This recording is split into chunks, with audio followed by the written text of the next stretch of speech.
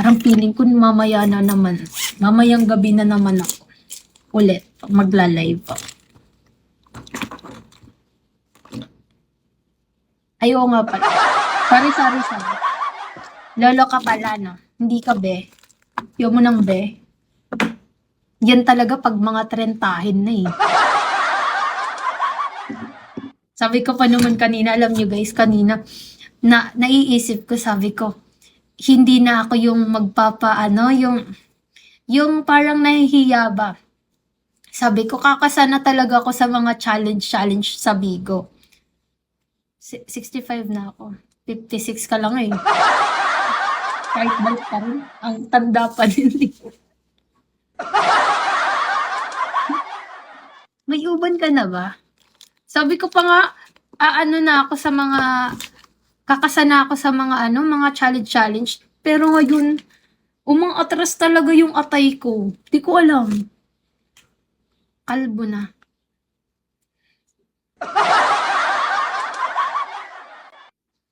Kalbo ba? What? Boss Lowy, hello. Shawi. Oo. Lahat talaga. Wala ka ng buhok. Ayaw mo magpa-transplant. Hair transplant, ganon. Ibang kalbo naman iniisip mo. Di ba yung parang dito? Wala nang buhok dito. Panot to. Di ba panot yun? Ibang kalbo na. Tama ako, di ba? Panot to. Oh, yun yung gusto ko eh. Very honest. Oo. Yun talaga yung mga ideal, very honest. Kumbaga ikaw, lolo, panot, very good. Have you had any surgery? I want to, but I don't have a budget for any surgery. Maybe soon, I'll gonna have surgery. I'll gonna sell my kidney for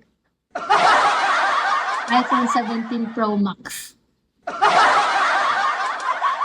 Joke lang. Tangina. Pero biglang na-alarm. Na-alarm mo yung biglang wag. Joke lang, hindi naman. Wala talaga ako plano sa mga ganyan. Nakakamatay daw yun eh. Tsaka wala dito sa amin. Alam nyo, pag nakikita ko yung mga tawag dito, yung mga sa social media ba, like mga ang gaganda na, ganun, dahil sa surgery, gustuhin ko man.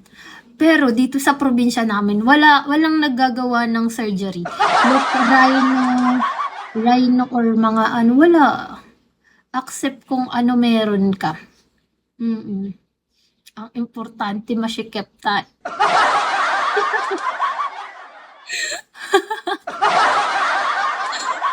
Yan yung importante sa lahat.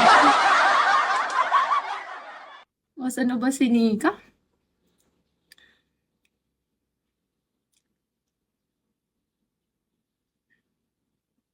Wala talaga siya dito, be. Kanina pa ako kasi sabi ko magpi-PK kami kasi tinatamad na ako mag-live.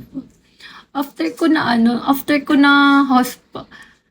pagka-recover ko, diretso ako live. Tapos parang, di ba parang galing ka hospital, ganon. Tapos na-discharge ka. Tapos pagka kinagabihan, live ka kakaagad. Parang feeling mo talaga, walang plano si Lord.